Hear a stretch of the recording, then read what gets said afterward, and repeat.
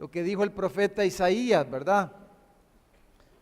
Dice, mi casa será llamada casa de oración para todas las naciones.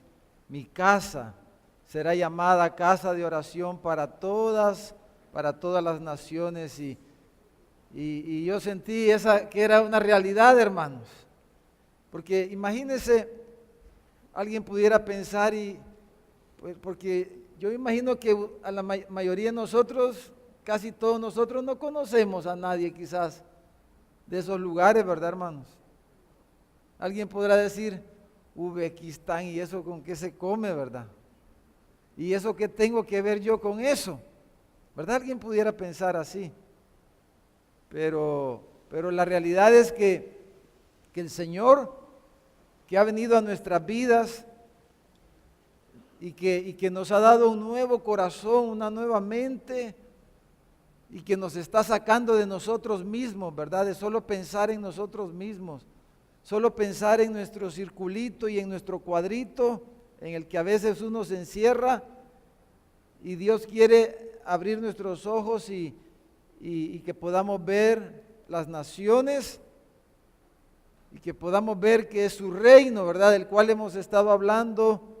Es un reino no solo para nosotros, sino que es un reino para todos los pueblos, para todas las tribus de la tierra, porque el corazón de Dios es tan amplio, es tan grande, que Él quiere que todos los pueblos, como cantábamos, le alaben, porque eso es lo mejor que le puede pasar a un ser humano, conocer a Dios y que Dios le dé un corazón para Él, para adorarlo, para vivir para Él.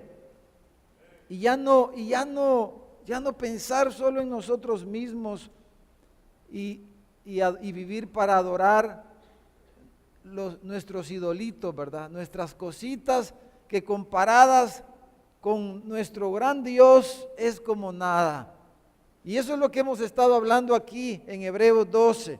Vamos a volver a leer estos versículos aquí en Hebreos capítulo 12. Vamos a leer el versículo 25 al 29. Lo leemos juntos. Dice, mirad que no desechéis al que habla. Y la semana pasada hablamos de esta voz, ¿verdad? De la voz que representa este reino. Dice, porque si no escaparon aquellos que desecharon al que los amonestaba en la tierra, mucho menos nosotros, si desecháremos al que amonesta desde los cielos. Decíamos, hermanos, que los antiguos, en el Antiguo Testamento, ellos, cuando Dios les dio su palabra, ellos solo tenían la ley al principio, ¿verdad? Tenían los 10 mandamientos, pero dice, hace esa comparación con nosotros porque ahora nosotros tenemos, decíamos, toda la palabra, tenemos la palabra de Dios completa, o sea, hemos sido más bendecidos y tenemos menos excusa.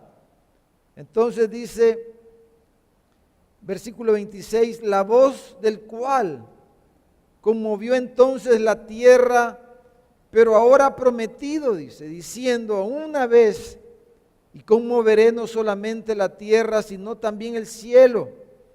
Y esta frase aún una vez indica la remoción de las cosas movibles, porque hemos dicho que todo va a ser movido, todo va a pasar, porque solo este reino va a permanecer para siempre. El reino de Dios, este reino inconmovible, dice, como cosas hechas, todas las cosas hechas van a ser removidas para que queden, dice, las inconmovibles. Y nos vamos a centrar esta mañana en estos últimos 2 versículos, versículos 28 y 29, que dice, así que, o sea, como consecuencia, como resultado, en conclusión de todo lo que él ha dicho antes, en este capítulo 12, dice, así que recibiendo nosotros, como iglesia, como cristianos que nos declaramos, dice, un reino inconmovible. nosotros, dice, que hemos recibido este reino inconmovible, tengamos gratitud, dice, y mediante ella sirvamos a Dios, agradándole con temor y reverencia, porque nuestro Dios es fuego consumidor. Entonces, vamos a poner ahí nuestro título esta mañana, es ¿cómo debemos responder a este reino inconmovible? ¿Cómo debemos responder nosotros? ¿Cómo debe responder usted ante este reino, ante esta realidad que es inamovible, esta realidad, dijéramos, contundente, esta realidad que es la única realidad que va a permanecer para siempre? Todas las demás cosas, hemos dicho, van a pasar. Los cielos y la tierra pasarán, pero mi voz, mi palabra no pasará. Los estatutos de este reino, los mandamientos de este reino, las leyes de este reino, todo lo que tiene que ver con este reino no va a pasar. Todo va a pasar, pero mi reino no va a pasar, ¿verdad? Es lo que Jesús dijo. Entonces, ¿cómo debemos responder a este reino que nos fue anunciado, ¿verdad? Que nos ha sido anunciado y que nosotros hemos recibido y estamos recibiendo. Juan el Bautista vino predicando acerca de este reino inconmovible. Juan el Bautista dijo, arrepentíos, dijo, porque el reino de los cielos se ha acercado.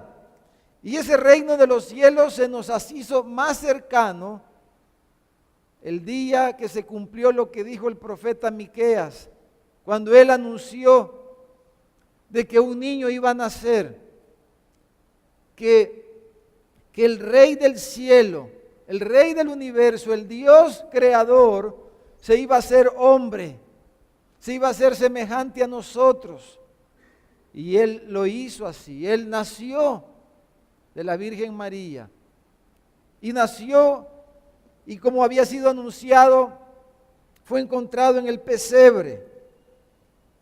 Y dijo el profeta que en Belén iba a nacer él, en ese pueblo pequeño, de las familias de Judá, dijo, iba a nacer el que iba a ser Señor de Israel, que aunque sus salidas eran desde la eternidad, pero iba a nacer ahí, el unigénito de Dios, el príncipe de paz, el heredero de todo, el consejero, el admirable, el Señor de señores, el Rey de reyes, nació entre nosotros, entre las familias de los pueblos, nació el Rey del cielo. Dios se hizo hombre y nació y vivió entre nosotros. Y cuando Jesús cumplió los 30 años, como era la costumbre, ¿verdad? Según las normas en la religión judía, a los 30 años es que una persona que era llamada al sacerdocio, al ministerio, podía comenzar a oficiar su ministerio. Y por eso es que Jesús a sus 30 años comienza su ministerio público. Y cuando Él comienza su ministerio público, lo primero que Él predica, lo primero que Él enseña y lo que primero que Él proclama a las personas es de esto que estamos hablando, ¿verdad?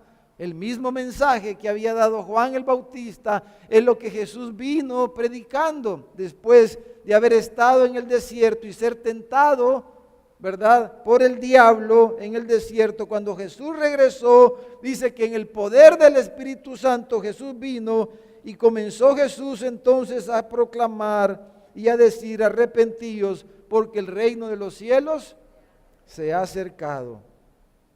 El tiempo, dijo Jesús, se ha cumplido y el reino de Dios se ha acercado. Arrepentíos y creed el Evangelio. Entonces la gran pregunta, la primera gran pregunta esta mañana es si usted, cada uno de nosotros que estamos aquí escuchando este mensaje, le hemos cantado a nuestro Dios, pero la pregunta es si en verdad usted ha creído este Evangelio. Y creer el Evangelio implica recibir este reino. Creer el Evangelio es recibir este reino. Como Jesús nos enseñó a orar, ¿verdad? Lo primero que Él dijo que debíamos orar es, vénganos tu reino en el Padre nuestro. Eso es lo primero que debemos de pedir a Dios. Vénganos tu reino, lo primero. Entonces, creer el Evangelio, arrepentirnos y creer el Evangelio que va junto, significa recibir este reino inconmovible. Entonces, ¿usted ya recibió este reino? ¿Ya usted se arrepintió de sus pecados?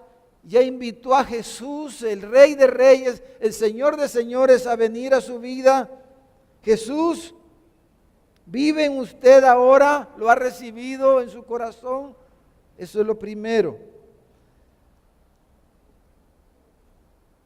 En nuestro pasaje, si ven en sus Biblias, en el capítulo 12 de Hebreos, como una referencia antes de entrar de lleno al versículo 28, mire el versículo 24.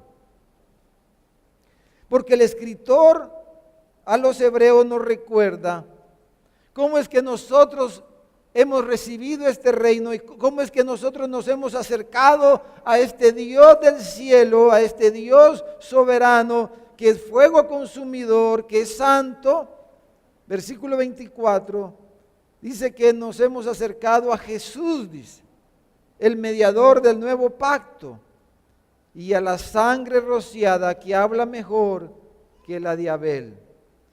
La manera en que nosotros recibimos este reino y nos acercamos a este reino, la manera en que podemos arrepentirnos y creer el Evangelio para que este reino venga y se haga una realidad en nuestras vidas, dice el versículo 24, que es por medio de Jesús y por medio de su cruz. Aquí hay una cruz, ¿verdad? Solo hay un camino, dijo Jesús, entre Dios y los hombres. Jesús, hombre. Solo hay un mediador entre Dios y los hombres. No hay otra manera en que una persona en verdad pueda acercarse a Dios y recibir este reino que va a permanecer para siempre. Dices, por medio de Jesús y la sangre que Él derramó en la cruz del Calvario. Es la manera en que nosotros podemos venir a Dios, por medio del perdón que Él ganó en la cruz, por medio de su sacrificio y de su sufrimiento por nosotros, para que nuestros pecados pudieran ser perdonados. Esa es la manera, dice el escritor, que nos hemos acercado a ese reino. Es la manera que hemos recibido ese reino, porque Jesús vino, se acercó a nosotros y murió en la cruz por nuestros pecados, derramó su sangre para que nosotros pudiéramos ser perdonados por Dios. Es la única manera. Ahora, con todo esto, llegamos al versículo 28, que es la conclusión, ¿verdad? Y aquí en este versículo 28 vamos a hablar de 5 características o 5 cualidades, vamos a mencionarlas, de cómo nosotros o cómo alguien que ha recibido este reino debe de responder a este reino inconmovible. 5 cosas en el versículo 28 que quisiera mencionar. 5 cosas, 5 cualidades, dijéramos, que están ahí. Veamos el versículo 28 entonces. Número 1, dice que debemos responder, lo primero, tengamos, dice, gratitud. ¿Cómo debemos responder entonces ante este reino, ante la realidad de este reino? Dice, tengamos gratitud, tengamos agradecimiento. Normalmente, ¿verdad? Una de las características del corazón del ser humano que no ha experimentado el Evangelio, que no ha creído, que no ha experimentado este arrepentimiento, es que nos cuesta ser agradecidos, ¿no es cierto? El ser humano es exigente. El ser humano piensa, algunos por unas causas, otros por otras, pero pensamos que tenemos derecho, que merecemos las cosas. Pensamos, esa es la mentalidad normal del ser humano, es que trabajamos para ganarnos las cosas, que hemos hecho algo para merecer lo que ahora tenemos, que lo que nos ha costado ha sido, lo que tenemos ha sido fruto de nuestro trabajo, de nuestro esfuerzo, de nuestra dedicación, de nuestra disciplina, de todas esas cosas. Pero este reino no se trata de nuestro esfuerzo, no se trata de cuántas buenas obras usted pueda hacer o haya hecho. No se trata de cuán buen esposo, cuán buena esposa, qué buen hijo, qué buen ciudadano haya sido usted o yo. Este reino se trata que viene a nuestras vidas por la gracia de Dios, y por eso lo primero que produce en el corazón es gratitud, es agradecimiento, porque esto implica un sentido de que no merecemos. Tiene un sentido de que no merecemos,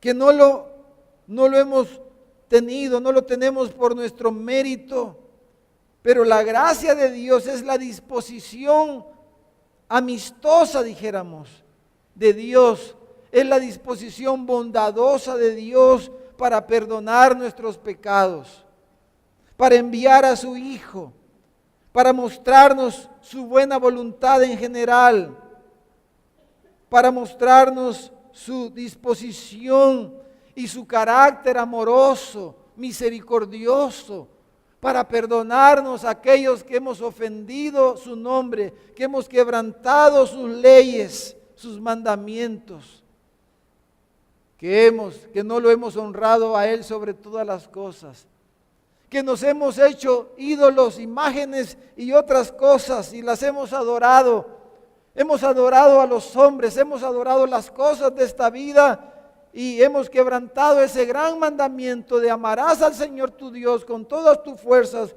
y con toda tu alma. Hemos quebrantado los mandamientos que tienen que ver con nuestro prójimo.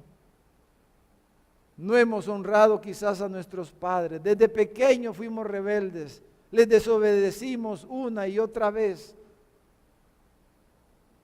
Hemos faltado quizás a la fidelidad en nuestros matrimonios. Hemos codiciado cuando Él dijo no codiciarás. Hemos robado cuando Él dijo no robarás. Hemos mentido, hemos hablado falso testimonio contra nuestro prójimo cuando Él dijo no lo harás. Hemos quebrantado todos sus mandamientos. Hemos quebrantado al menos uno de todos ellos. Y la Biblia dice que si quebrantamos uno solo es como que lo hubiéramos quebrantado todo. Somos culpables delante de Dios, pero Él nos ha mostrado su bondad, su gracia redentora. Le ha placido mostrarnos su favor al darnos a su Hijo y darnos el Evangelio. Entonces, cuando nosotros recibimos este reino de esta manera, lo primero que produce es gratitud. Gracias, Señor. Porque si soy un cristiano, si pertenezco a tu iglesia, lo que tengo, lo tengo por tu gracia, Señor. Entonces eso nos permite responder adecuadamente a este reino y es con gratitud, porque Él se ha acercado a nosotros. Pablo le dice a los efesios, porque por gracia sois salvos por medio de la fe, y esto no de vosotros, pues es don de Dios, no por obras para que nadie se gloríe. Por gracia sois salvos, dice, por medio de la fe. La salvación no la podemos comprar, no la podemos merecer, no la podemos alcanzar. La salvación la recibimos gratuitamente. Amén, hermanos. La salvación es un regalo de Dios.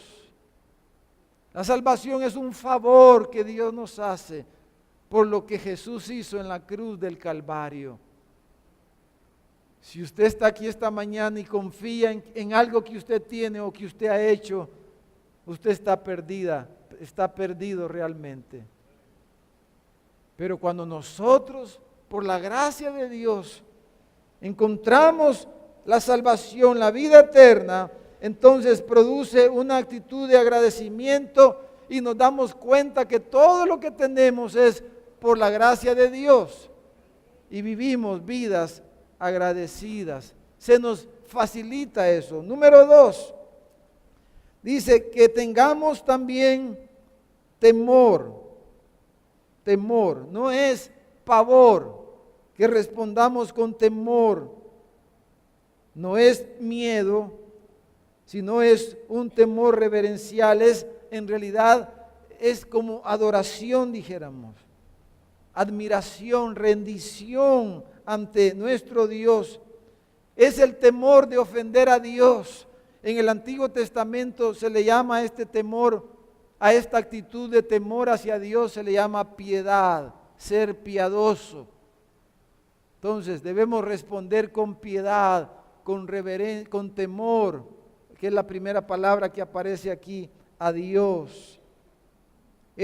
La idea es de una aprensión, dijéramos, un temor santo. Dice un comentarista, es temor y amor entremezclados, como trenzados. Es un temor, pero que tiene que ver con el amor, con el respeto, con la admiración. El Antiguo Testamento se enfatiza más el temor a Dios. En el Nuevo Testamento se enfatiza más el amor a Dios. Pero la piedad es un entrelazamiento entre temor y amor. Entonces dice que respondamos a este reino con temor amoroso, dijéramos. El Salmo 34, versículo 9 dice: temed a Jehová, vosotros sus santos, pues nada le falta a los que le temen. 1 Samuel 12, 24 dice: solamente temed a Jehová, dijo el profeta, y servirle de verdad con todo vuestro corazón, pues considerad cuán grandes cosas ha hecho con vosotros. Temor, admiración, adoración. Número 3, agrega ahí, miren el versículo 28, temor y reverencia. Esa es otra palabra. La reverencia tiene que ver aquí con la modestia. La modestia no es un término, ¿verdad?, que usamos mucho en nuestro lenguaje cotidiano. Pero dijéramos que la reverencia es un sentido de vergüenza. Dice que debemos de responder a este reino con un sentido de vergüenza, dijéramos, de modestia. Se utiliza, por ejemplo, esta misma palabra en el Nuevo Testamento cuando habla del vestuario, de cómo las mujeres se deben de vestir en Primera de Timoteo, capítulo 2, versículo 9, cuando dice que las mujeres se vistan con modestia, o sea, de una manera que no atraigan todas las miradas hacia ellas mismas, ¿verdad? Como aquellas mujeres que se visten de una manera cuando van en la calle, paran los carros, hasta los semáforos se quedan, ¿verdad?, en rojo y no se mueven ya a amarillo ni a verde. Modestia, que no atrae toda la atención para sí. Dice, eso es la misma palabra reverencia aquí. Es la misma palabra en el idioma original que se traduce aquí reverencia, ya se traduce modestia, refiriéndose al vestuario de la mujer. Es el pudor, dijéramos, que está arraigado en el carácter. Es un sentido, es una idea, es algo que dijéramos nos detiene, nos abstiene de cometer actos indignos contra otros. En primer lugar contra Dios, pero contra las personas también. Reverencia, ser respetuoso, dijéramos. Alguien respetuoso. ¿Cómo respondemos a este reino? Con respeto, con reverencia, con modestia, con pudor.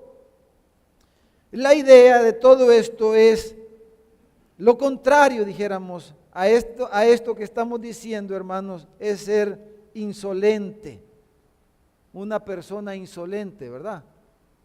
Es una persona irrespetuosa, que no sabe con quién está tratando, dijéramos. Si usted no sabe con quién está tratando, cómo se comportó tan insolentemente, malcriado en mejor santaneco, ¿verdad? Ser malcriado. Reverencia es lo opuesto a ser malcriado, dijéramos. Reverencia es respeto, es modestia. Es la idea de ser humildes y sencillos delante de Dios. No orgullosos. Es un sentido de indignidad, dijéramos, en la persona que produce el Espíritu Santo, esa cualidad de ser respetuosos. Quizás, hermanos, al meditar en esta palabra, en esta idea, lo que me vino a mí a la mente fue la imagen de lo que dice Isaías 6, ¿se recuerdan? Cuando los ángeles están cantando delante del trono de Dios, los serafines, ¿verdad? Esos ángeles dice que tienen 6 alas, ¿verdad? Isaías 6 dice que los ángeles tienen 6 alas. Dice que con 2 alas vuelan, ¿verdad? Vuelan, estaban ahí delante del trono de Dios. Dice con 2 alas se cubren los pies, ¿verdad? Los pies, porque es lo que tiene contacto con el piso, siempre da un sentido de indignidad, de suciedad, que es lo que se contamina, ¿verdad? En el lenguaje bíblico, pero ellos se cubren sus pies, dice, con sus alas. Lo indigno, se cubren sus pies. Y con las otras 2 alas se cubren el rostro. Es como aquel que está ahí, ¿verdad? Con una actitud, no, sino que es una actitud de reverencia, es una actitud de respeto, porque estamos ante nuestro Dios. Entonces dice que respondamos recibiendo nosotros este reino inconmovible, este reino que va a permanecer para siempre, que es lo que va a quedar eternamente y para siempre. Las naciones, dice el libro de Apocalipsis, que hayan quedado, van a venir y van a adorar las naciones, los uzbecos, los de Turkmenistán, Tayikistán, cada uno de ellos, hermano, van a venir, los santanecos, los salvadoreños, vamos a venir y vamos a adorar las naciones, los salvadoreños, las naciones van a venir en el reino eterno. Y van a venir a Jerusalén a adorar al Rey de Reyes y Señor de Señores.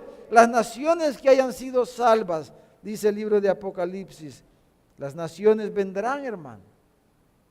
Toda lengua, toda nación, vamos a venir y vamos a adorar a nuestro Dios. Entonces, ahora, hermanos, se nos manda esto también, de ser reverentes ante Dios. Número 4, dice que nosotros debemos también, con esta gratitud, con esta reverencia, con este temor, entonces debemos de servir, dice, servir. Entonces la pregunta es, ¿cuánta conciencia tenemos cada uno de nosotros que nosotros existimos, hermanos, para servir a Dios? ¿Cuánta conciencia tenemos nosotros que si vivimos, que si existimos, lo hacemos para la gloria de Dios, para el servicio de nuestro Dios, para el propósito de nuestro Dios en todo lo que hacemos? Nuestra vida, cada minuto, cada segundo, cada pensamiento, cada movimiento, cada plan, cada cosa en nuestras vidas, tenemos la plena conciencia que existimos para servir a nuestro Dios, servir a este reino inconmovible. Entonces, esa es la manera, dicen, que nosotros debemos responder al recibir este reino, debemos responder con servicio. Ese término que aquí servicio, hermano, en el Nuevo Testamento se usa también la palabra esa para referirse al salario de una persona. Que la idea entonces podría ser que servir a Dios, hermano, es lo que nos va a producir el mejor dividendo, dijéramos. La mejor retribución que podamos nosotros tener por lo que hagamos es por el servicio a Dios. Y eso es lo que la Biblia enseña, ¿no es cierto? Servir a Dios, eso es lo que nos va a dar la mejor paga. Entonces nosotros, cada uno de nosotros, somos llamados a responder con servicio. Ese término también se traduce, por ejemplo, en Romanos 12 se traduce como culto. Cuando dice vuestro culto racional, es la misma palabra que aquí es servicio. Servicio, nuestro culto. Hermanos, sí venimos al culto y debemos de congregarnos y debemos hacerlo con fidelidad. Pero nuestro culto, hermanos, no termina cuando nos vamos, ahorita que nos vamos a ir en unos minutos. Ya, ahorita voy a mi trabajo, ahorita voy a mi casa, ahorita voy a mi oficina, ahorita voy a esto, a lo otro, ya salimos del culto. No, el culto dura todas las 24 horas, hermano, como el cajero automático. 7:24. Nuestro culto, nuestro servicio a Dios, nuestra adoración a Dios. Cuando vamos de camino, cuando venimos, cuando estamos en el trabajo, cuando estamos en el colegio, cuando estamos en la oficina, donde quiera que estemos, estamos un momento oportuno para adorar a Dios. Dice, mediante esa gracia sirvamos, mostremos que somos parte de este reino sirviéndole. Si usted es parte de este reino, sirva a Dios. ¿Cómo está sirviendo a Dios? ¿Cómo, hermano? ¿Cómo le sirve usted a Dios? ¿Cómo le servimos a Dios? ¿Cómo le vamos a servir este año a Dios? Un servicio consagrado, desinteresado, cuidadoso, esmerado. El escritor de los Hebreos le llamó antes en la carta una vocación santa. Yo tengo vocación para ser maestro, tengo vocación para ser médico, tengo vocación para ser ingeniero, tengo vocación para esto, para lo otro. Todo eso está excelente. Pero la vocación por el servicio a Dios es algo que pertenece a la nueva vida.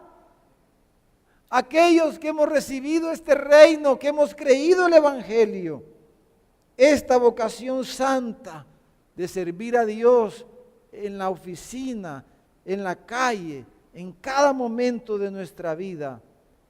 Un reino que no puede ser sacudido, ante el cual debemos de servirle con precaución, con modestia, con esmero, con dedicación. Como dice el Salmo 2, servid a Jehová, dice, con temor.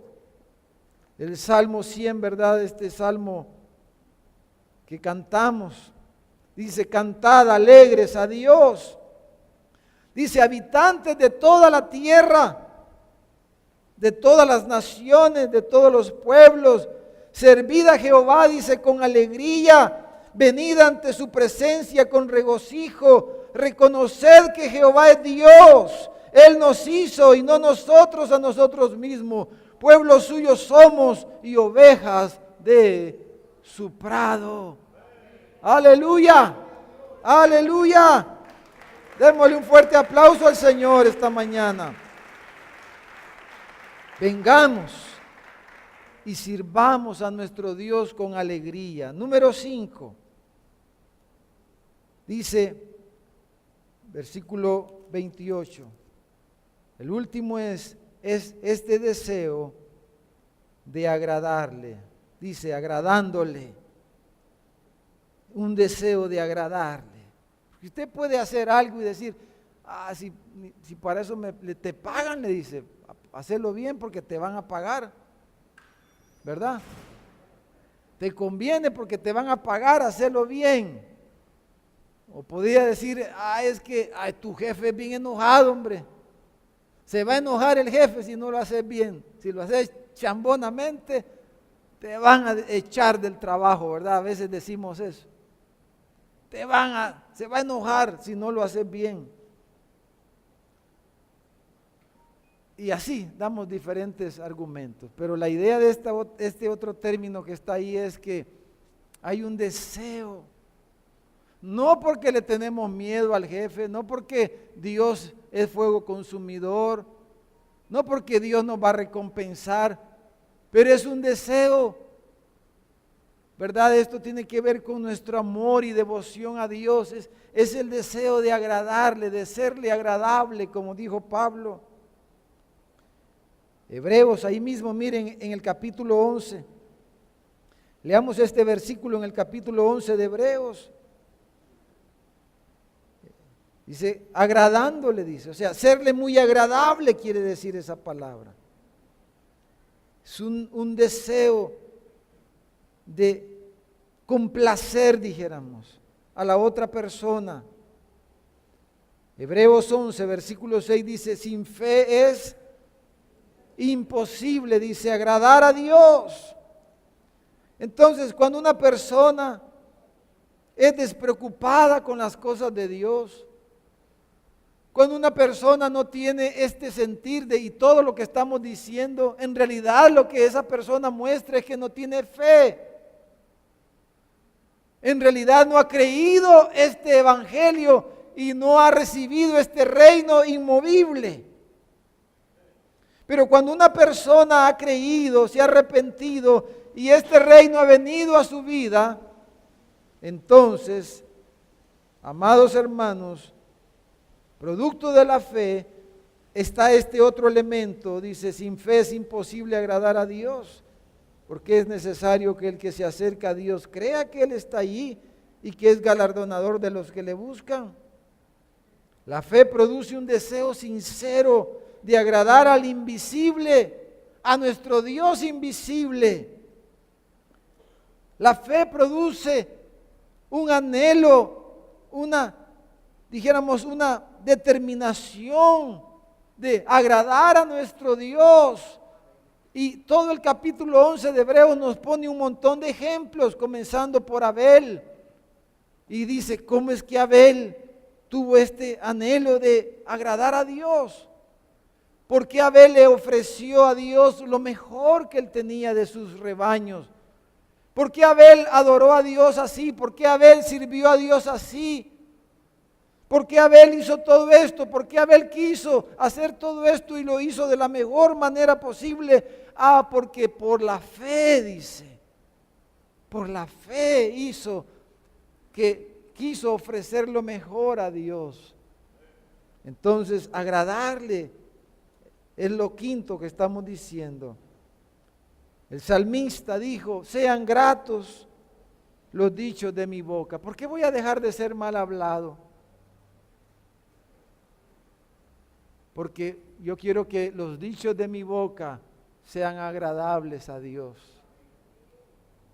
Que la meditación de mi corazón sea grata delante de ti. Oh, roca mía y redentor mío, dijo el salmista. ¿Por qué quiero que lo que sale de mí y lo que está dentro de mí sea agradable a Dios? Porque quiero agradarle, porque tengo fe, porque lo amo, porque he recibido este reino que me ha llenado de gratitud, que no entiendo cómo es que Él se pudo fijar en mí si he sido tan malo, y cómo es que Él me ha perdonado de esta manera tan maravillosa. Mi vida está llena de gratitud a Dios. Y esa gratitud me lleva a admirarlo, a amarlo, a servirle, a reverenciarlo, a temerle y a buscar agradarlo en todas las cosas y a servirle en cada respiro, en cada momento. ¿Cómo estamos, hermanos? ¿Cómo se ve usted ante estas cualidades que dice el escritor a los hebreos? Si usted se hiciera un examen ahorita, ¿cuánto se pondría de nota, hermano? ¿Cuánto se pone de nota? Solo usted, no le cuenta el de la par, por favor. ¿Cuánto se pone de nota de todas estas cualidades? O somos refunfuñones, todo el tiempo estamos inconformes, hermano, quejándonos. Quejándonos por esto y por lo otro. Somos despreocupados, hasta irreverentes ante las cosas de Dios, su palabra, los hermanos, etcétera. ¿Cómo estamos? ¿Cómo está nuestro servicio a Dios? ¿Es esmerado, es dedicado o lo hacemos porque ya hay que hacer algo ahí en la iglesia, hay que hacer algo, así le voy a hablar a alguien, voy a hacer algo? ¿O es algo que hacemos con esmero, con dedicación? Porque tenemos este deseo profundo en el corazón de serle agradable a Él, como todos los que menciona el capítulo 11 de Hechos, de Hebreos, comenzando por Abel.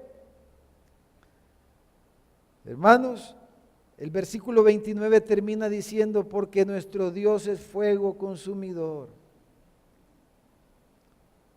Dios va a examinar, todo lo va a probar, todo servicio será probado, todo culto, todo lo que ofrecemos será probado.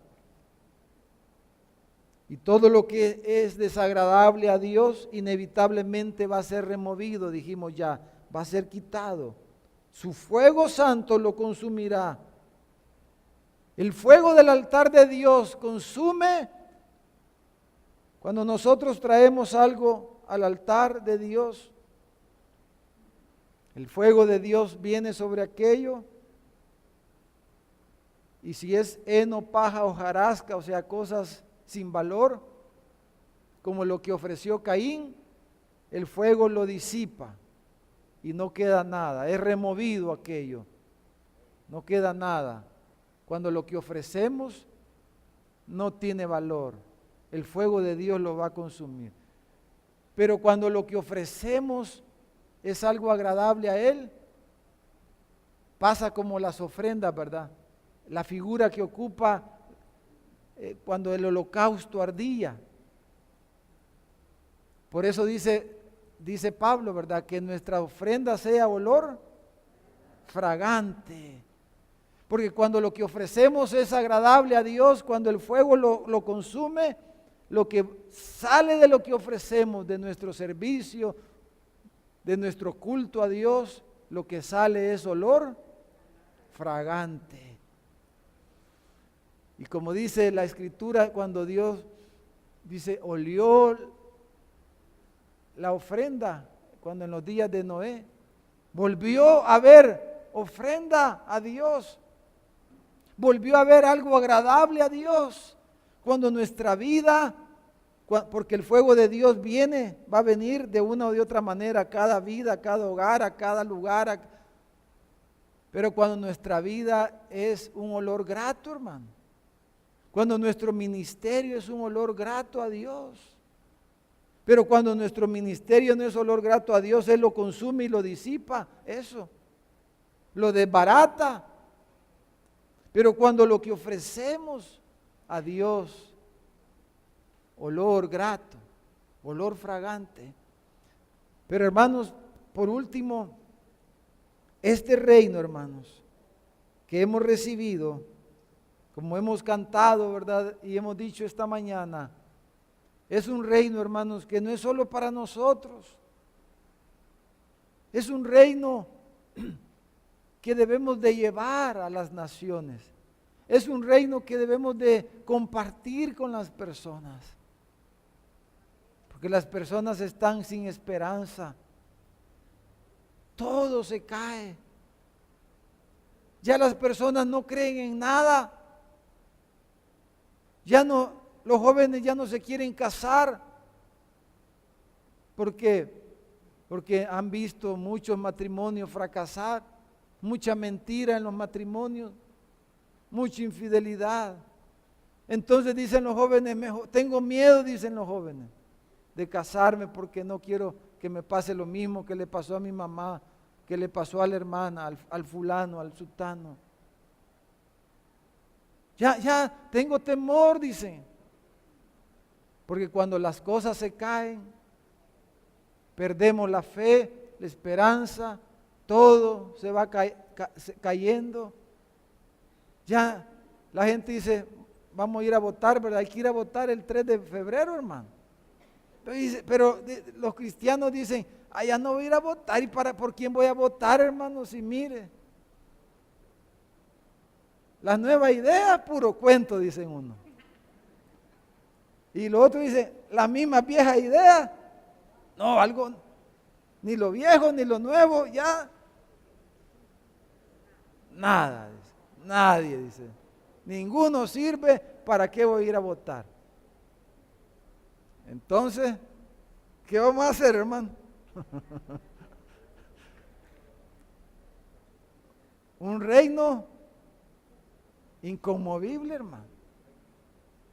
Es que mire, sea quien sea lo que sea, si no está, como dijimos en el primer mensaje, sobre esa roca eterna, hermano, sobre la palabra de Dios, todo va a caer, todo va a ser removido.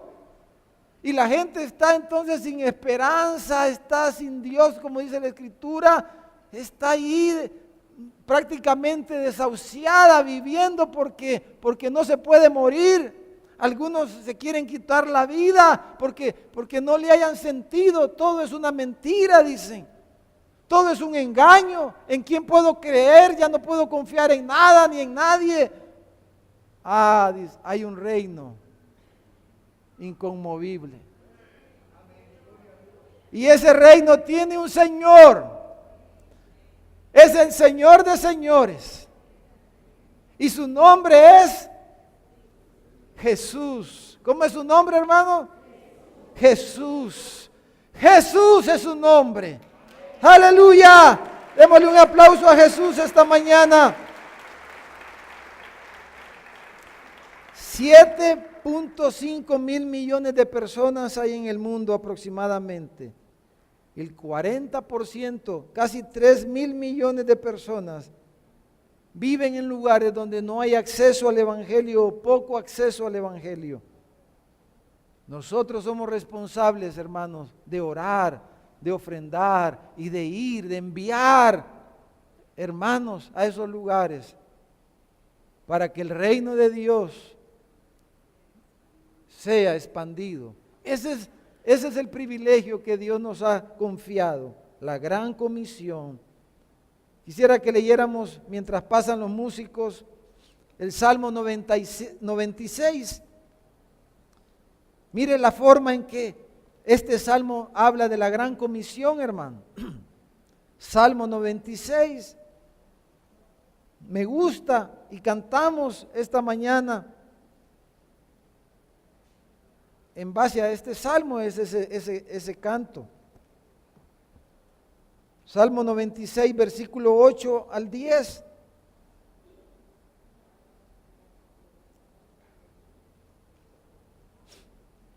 Salmo 96, versículo 8.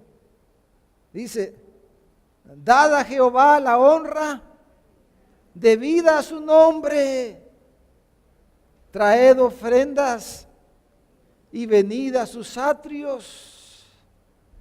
Adorad a Jehová en la hermosura de la santidad. Lo mismo que estábamos leyendo en Hebreos 12. Temed delante de él, dice, toda la tierra. Y mira, aquí viene, dice, decid entre las naciones, lleven este mensaje de esperanza a las naciones, a los hogares, a las colonias. Decid entre las naciones, Jehová reina. También afirmó el mundo, no será conmovido, juzgará a los pueblos en justicia. Díganle a las personas de todo color, de toda creencia, de toda lengua, de todo pueblo, díganle que hay un rey en el mundo, que el Señor reina. Y si algo se cae, es parte del plan de Dios, pero Él permanece para siempre y su reino no pasará. Reyes y reinos pasarán, pero su reino no pasará. Hermanos, necesitamos aferrarnos a Cristo. Necesitamos aferrarnos a su reino. Necesitamos aferrarnos a su palabra para que nuestro corazón reciba fuerzas y reciba esperanza en medio de un mundo que se desmorona, que se cae a pedazos. Pero Él dice que permanece para siempre. Aunque tu papá y tu mamá te dejen, aunque tu papá y tu mamá te desamparen, como hay tantas historias dolorosas, aunque tu esposo te falle, tu esposa te falle, quien quiera, aunque tu pastor te falle, aunque tu iglesia te falle, yo no te desampararé, dice el Señor. Yo no te dejaré y te voy a sostener con la diestra de mi justicia. Yo voy a estar contigo, dice el Señor. Aleluya. Oramos, hermanos.